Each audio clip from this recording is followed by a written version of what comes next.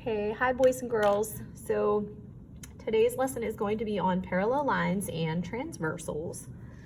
Okay, so we'll start off just with a couple quick definitions here. You can fill them in as I write them on this page, okay? So two lines that never intersect are called parallel lines. Okay, arrows on the lines indicate that they are parallel. Symbol for parallel lines would be this. A line that intersects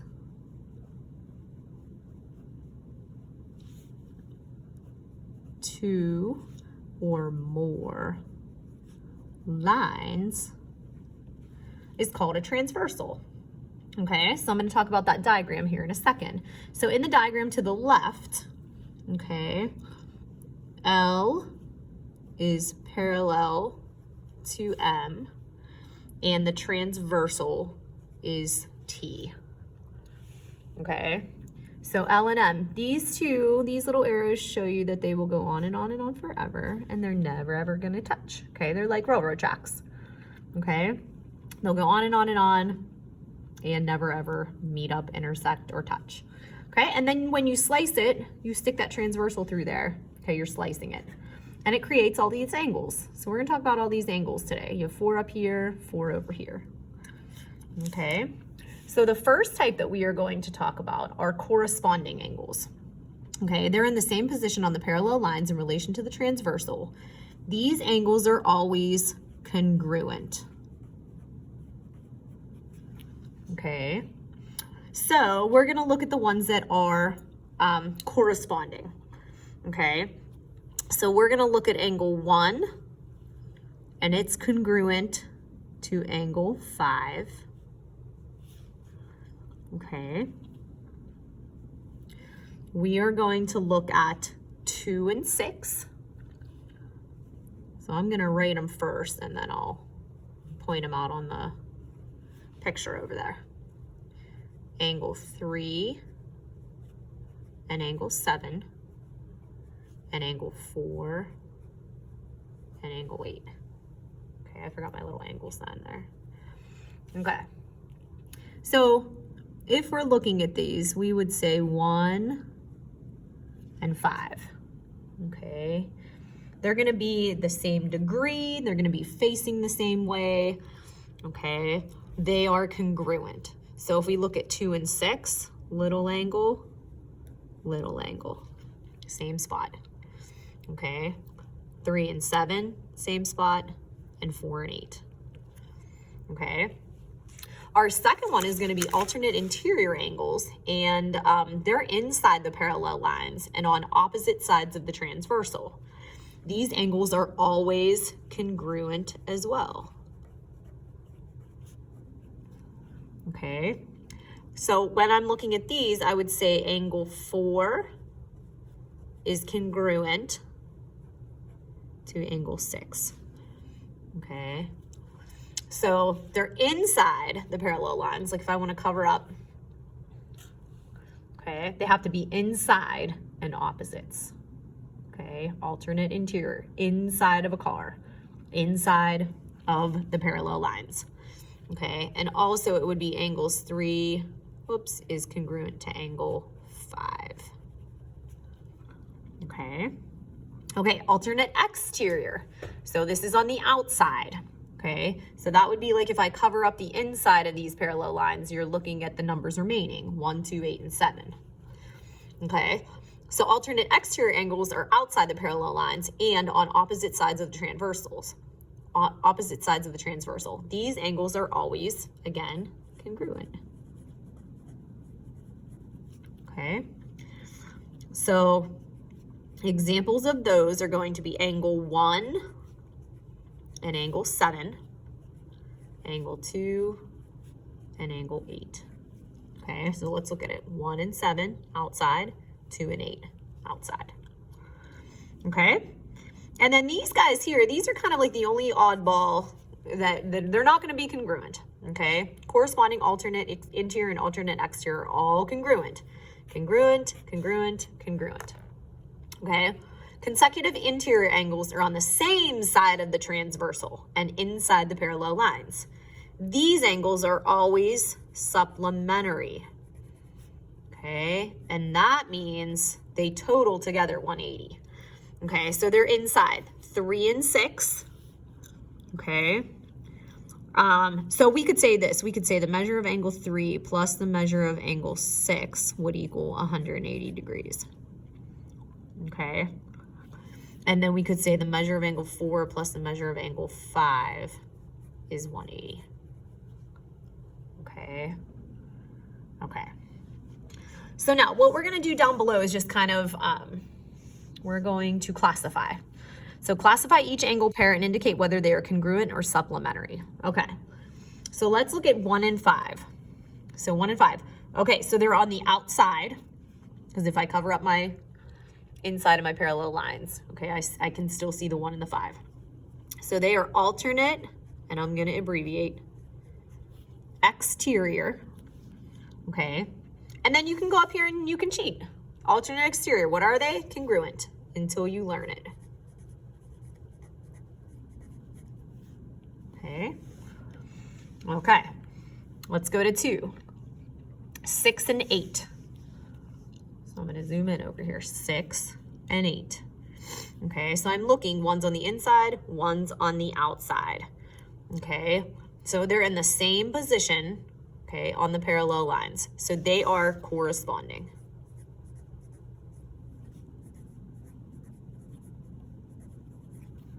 Okay, and corresponding again, you can go up there and look, they are congruent. Okay, so number 2, corresponding, congruent. Okay, number 3, 2 and 3. Okay, so I'm gonna look for 2 and 3.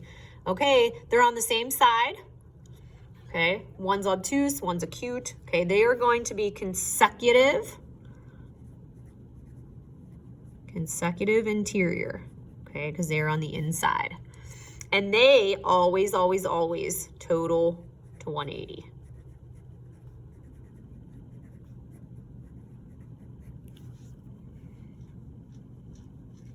Okay. Good. Okay, let's go to 4. 3 and 7. Okay, so I'm going to come over here and look. They're on the inside. They're opposites. So alternating interior. Okay, and that means they are congruent. Okay, good. All right, let's go to 5. Okay, so 2 and 4. So I'm going to look over here, find 2 and 4. Okay, so they are corresponding. Same side of the transversal. So corresponding.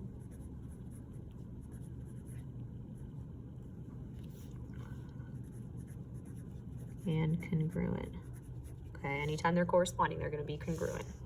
Okay, 6 and 7 for number 6. Inside, same side. Okay, so inside, same side, consecutive interior. Consecutive interior.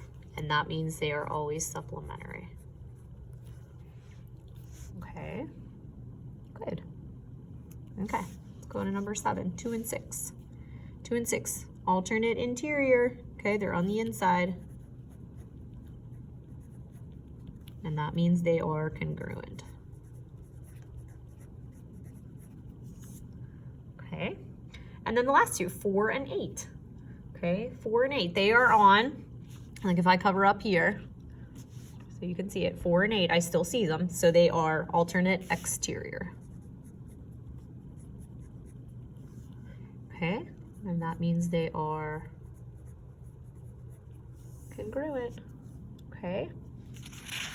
Okay, so we're going to turn to the back and we're going to find some angle measures. Sorry, couldn't say that.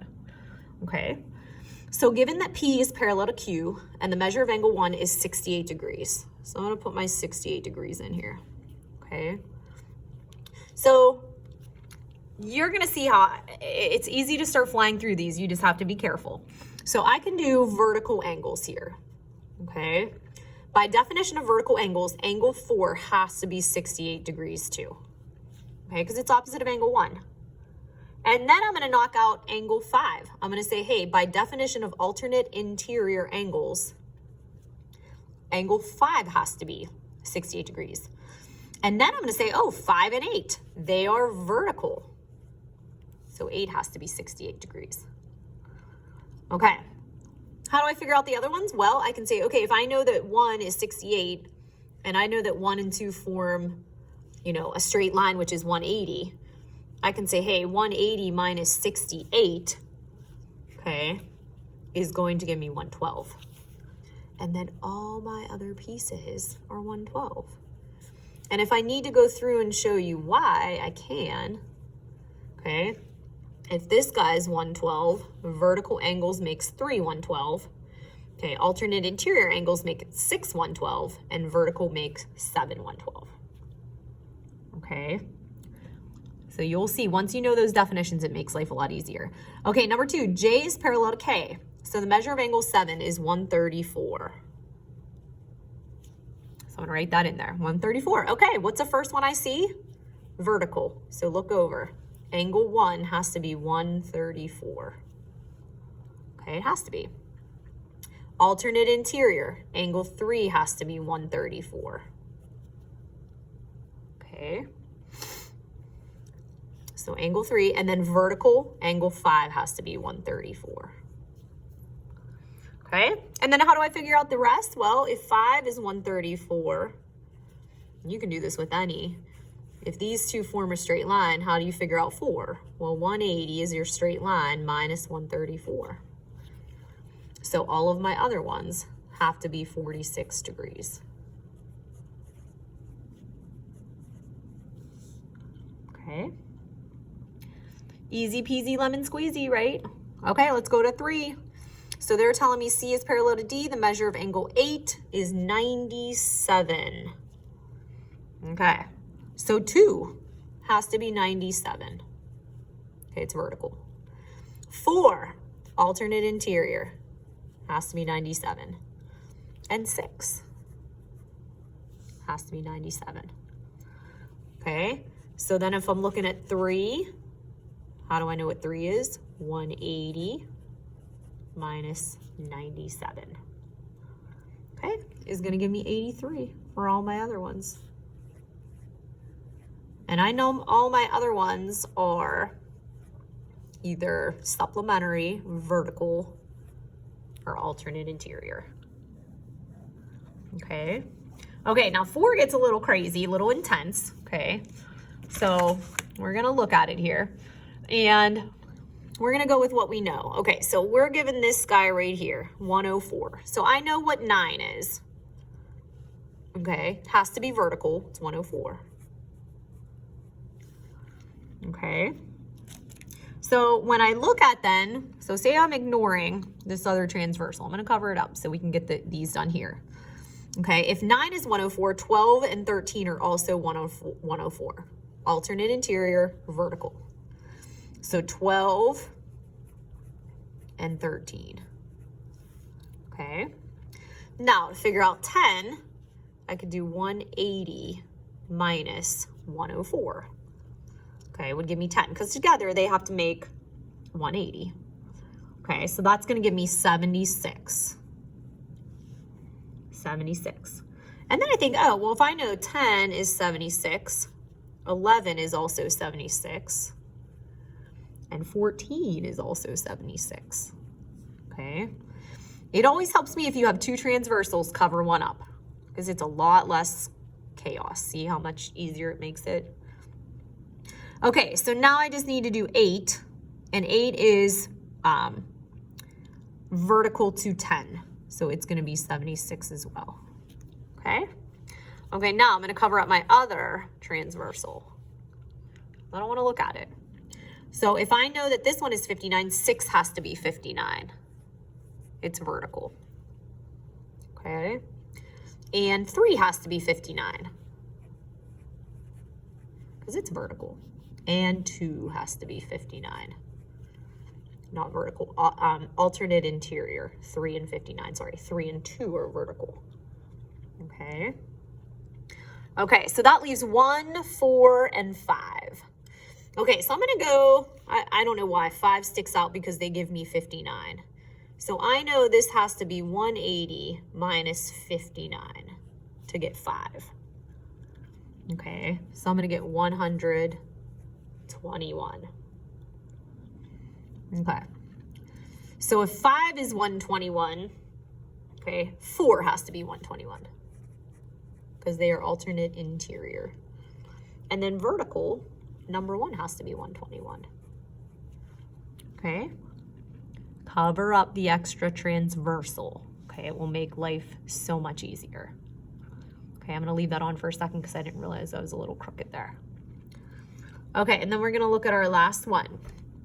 Okay, so now I have technically 2 transversals. Here are my parallel lines going this way. If I cover up this guy right here, I have a transversal. Okay, and if I have this one here, I have another one. Okay, so I'm gonna start with ones that I know. I always go right to that number that they're giving me. Okay, 38 and 7 have to make this angle, and this angle have to make 180. So 180 minus 38. Okay, because they make a straight line, look at it. There it is, it's straight.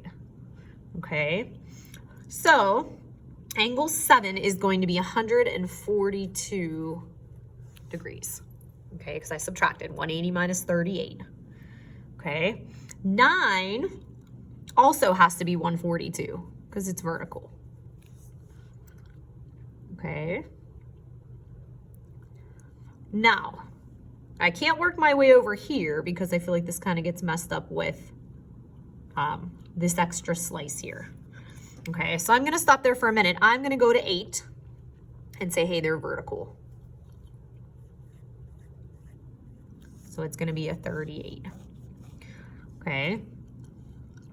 38 and 1 are also alternate interior. So 1's gonna be 38. 4 is going to be, they're vertical. So if I wanna like tap them here, okay, it's gonna be 38. Okay, now 3, let's see how I wanna explain this. So if these lines are parallel, then I know 3 is also a right angle, okay, by consecutive interior. So number 3 is going to be 90 degrees. Okay. Now, I know 4 and 5 have to be 90 degrees, and I know 4 is 38 degrees. So I can take 90 minus that 38. So 90 minus 38 will give me 52. For number 5. Okay. 6 has to be alternate interior, vertical. Okay, so this is another right angle. So 6 is going to be 90 degrees. And what's the last one I need? Number 2. So number 2 and number 5 are vertical.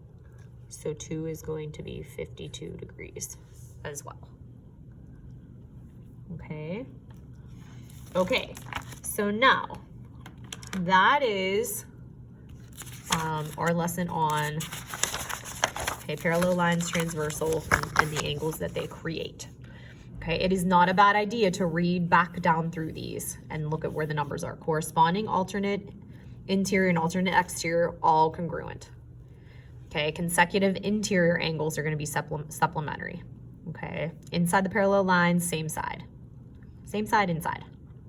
Okay, all right, that is all I have for you guys today. So I will see you next video, okay?